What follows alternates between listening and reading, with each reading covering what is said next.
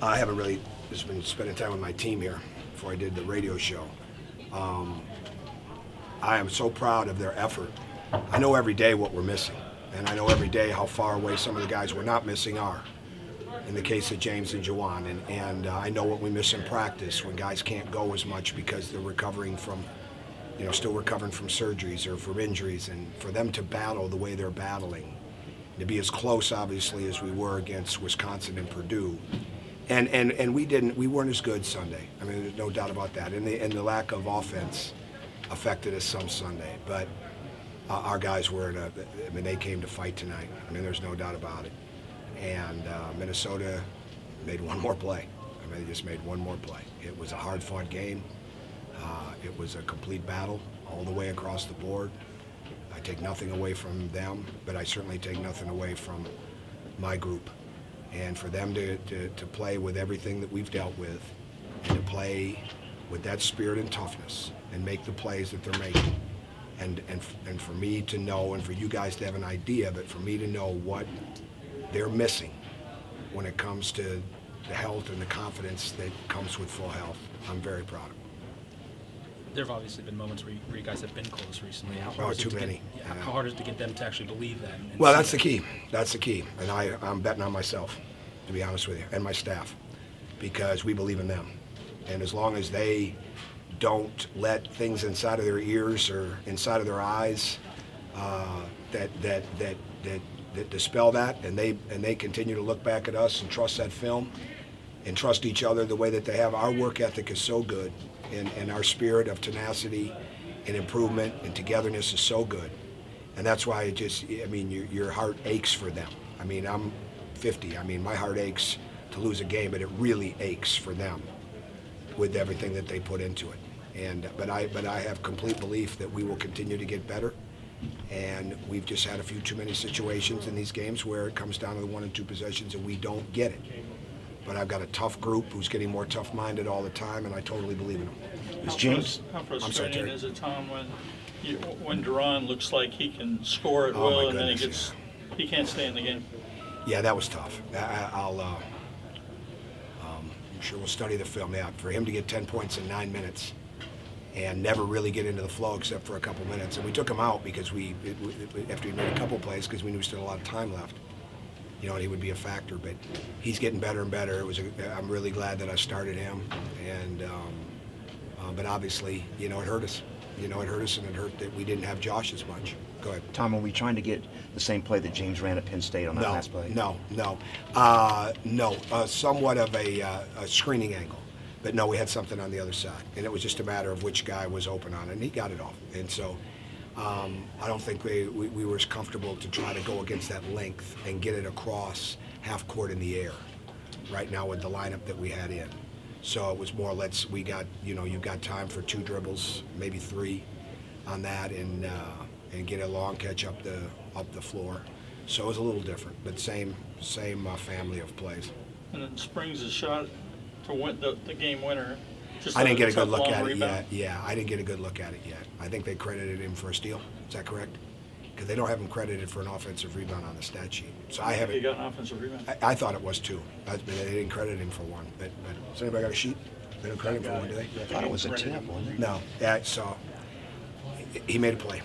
That kid's had a great. It's crazy. I mean, he's a really good player. It was his second basket of the game. So. They did a great job. I mean, he's done an excellent job. We were winning those games a year ago with an experienced group, those close games like that. He was not winning those games a year ago. His group is getting more experience. They're healthy. They're the beneficiaries of playing together and going through those things. And so much of that is what this comes down to. Whether it's the Wisconsins of the world, whether it's the Purdue's, we were that team a year ago. And right now we're not. And we had a chance to be that team at the beginning of the year with everything. If you stay injury-free, we didn't. So, but I know this. We got guys that are out there that I wouldn't trade. I mean, I miss the guys. I miss OG, obviously, but I wouldn't trade those guys being out there fighting with them the way they're growing up. Was this the kind of response you wanted to see from James tonight? Did he kind of answer some of the things you were... No, you know what, Mike? It's so much about his health. It really is. Could he play better? Well, obviously, but I think Tim Buckley said it best, and I think this is just where common sense really kicks into this. you don't go from averaging 18, where whatever he was averaging, to averaging 5 in a week and have anything be normal about where you're at. And he came back. It's very rare that you're going to come back and be ready, right, to play at that level. He's a little bit healthier today than he was Sunday, right? But it's a process with getting that back, or he wouldn't have missed the time that he missed. So the response attitudinally, the way that he worked on his shooting, absolutely. The matchups that he wanted tonight, the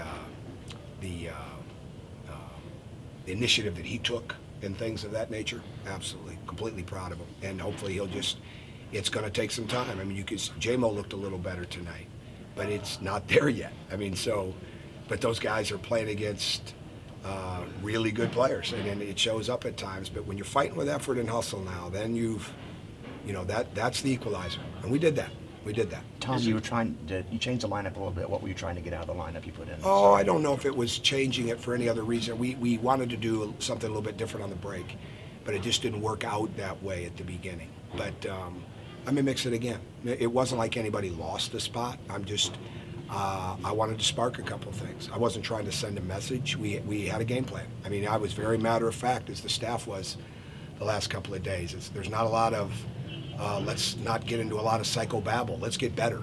All right, we didn't watch very much film. We got on the court and got better. We utilized our time. We worked on our shooting. We were in here late last night working on our shooting, and it's about confidence, right?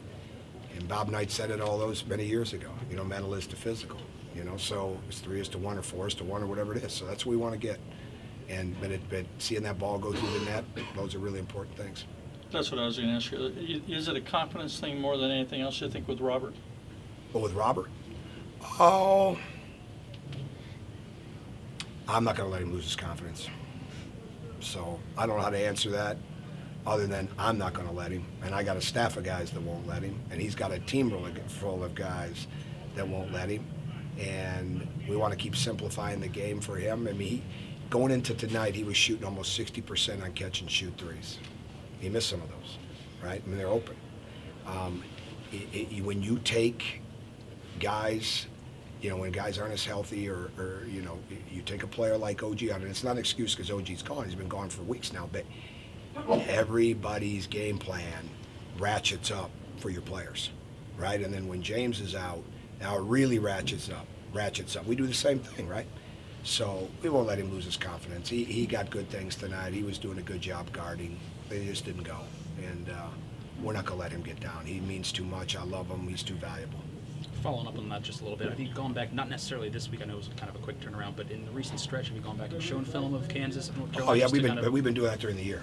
I think that would be naive of me to be waiting to now, right? Like that wouldn't be good coaching. So we've been doing that through time. What we did even now. But remember, this team is different. That team.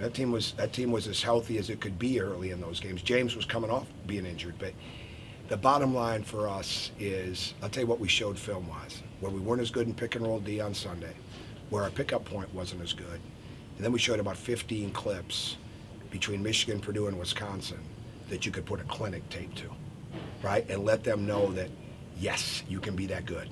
We just got to do it more often, and that's where we're at. We got to be more consistent. And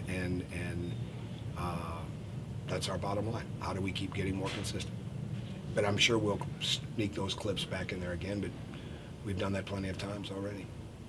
Anybody else? Yeah. Thank you. Thanks, Thank Tom. you.